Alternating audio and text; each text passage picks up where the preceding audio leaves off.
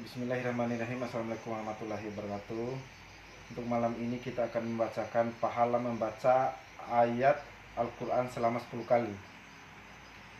Dari Sayyidina Abu Hurairah radhiyallahu anhu, baginda Rasulullah sallallahu alaihi wasallam bersabda, barang siapa membaca 10 ayat pada malam hari, maka ia tidak akan ditulis sebagai orang yang lalai.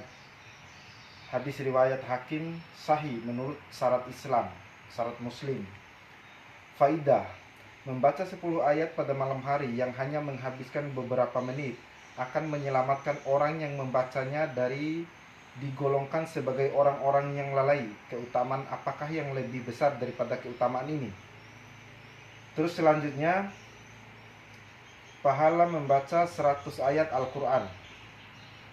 Dari Sayyidina Abu Hurairah radhiyallahu anhu, baginda Rasulullah sallallahu alaihi wasallam bersabda, barang siapa menjaga 5 sholat fardu, maka ia tidak akan ditulis sebagai orang yang lalai. Barang siapa membaca 100 ayat pada malam hari, maka ia akan dicatat pada malam itu sebagai orang yang taat. Hadis riwayat Ibnu Huzaimah Al-Hakim, sahih menurut syarat Bukhari Muslim. Faidahnya, Syekh Hasan Basri rahmatullah alaih meriwayatkan baginda Rasulullah sallallahu alaihi wasallam bersabda, barang siapa membaca 100 ayat Al-Quran pada malam hari, maka akan diselamatkan dari tuntutan Al-Quran.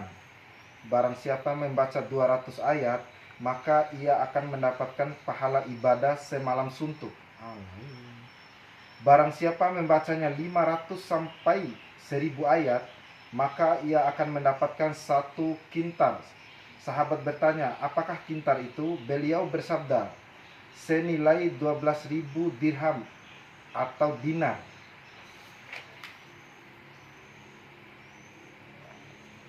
Terus yang selanjutnya, jalan selamat dari semua fitnah, ada dalam Al-Quran hadis ke-40. Dari Sayyidina Ibnu Abbas radhiyallahu anhu, ketika malaikat Jibril alaihi salam turun kepada baginda Rasulullah sallallahu alaihi wasallam, malaikat Jibril alaihi salam mengabarkan kepada baginda Nabi sallallahu alaihi wasallam bahwa akan terjadi banyak fitnah. Beliau bertanya, apakah jalan keluar darinya? Wahai Jibril, malaikat Jibril alaihi salam menjawab, kitabullah. Terus faedahnya, mengamalkan isi Al-Quran akan menjauhkan diri kita dari fitnah. Keberkahan membacanya dapat menyelamatkan kita dari fitnah.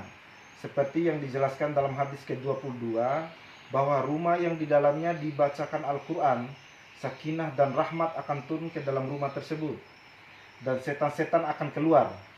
Para ulama menafsirkan bahwa fitnah di sini adalah datangnya Dajjal, bangsa Tartar, dan lain-lain. Sayyidina Ali radhiyallahu anhu juga meriwayatkan hadis seperti itu dengan panjang lebar. Sayyidina Ali radhiyallahu anhu meriwayatkan bahwa Nabi Yahya alaihi wasallam berkata kepada Bani Israel, Allah subhanahu wa ta'ala telah memerintahkan kalian agar membaca kalamnya. Perumpamaannya seperti suatu kaum yang terlindung di dalam bentengnya. Dari arah manapun musuh menyerang, mereka akan mendapatkan kalamullah sebagai pelindung. Terus penutupnya, selain 40 hadis di atas, dalam bagian penutup ini akan diriwayatkan beberapa hadis tambahan yang sesuai dengan pembahasan ini. Hadis yang pertama dari Abdul Malik bin Umar rahmatullah alaih secara mursal, baginda sallallahu alaihi wasallam bersabda, di dalam Al-Fatihah terdapat obat untuk segala penyakit. Saya ulangi, di dalam Al-Fatihah terdapat obat untuk segala penyakit. Hadis riwayat Darami Baihaqi dari kitab Su'abul Iman. Faidahnya, dalam bab penutup ini kami akan mengutip sebagian hadis yang menjelaskan tentang keutamaan surat-surat pendek tetapi berpahala besar dan beberapa hal penting yang perlu diperhatikan oleh para pembaca Al-Quran. Oke, untuk hari ini sekian dulu. Besok kita lanjutkan di ini.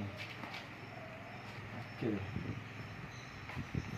Semoga kita mendapatkan fadilah dari bacaan hadis, penjelasan hadis tersebut. Nah, untuk besoknya saya akan membacakan keutamaan Ramadan. Terus ada 5 hadiah untuk umat baginda Muhammad SAW. Baginda Nabi SAW mencela orang yang tidak memperhatikan bulan Ramadan dengan beliau. Besok saya akan membacakan kitab Fadilah Ramadan. Oke, untuk hari ini sekian dan terima kasih. Assalamualaikum warahmatullahi wabarakatuh.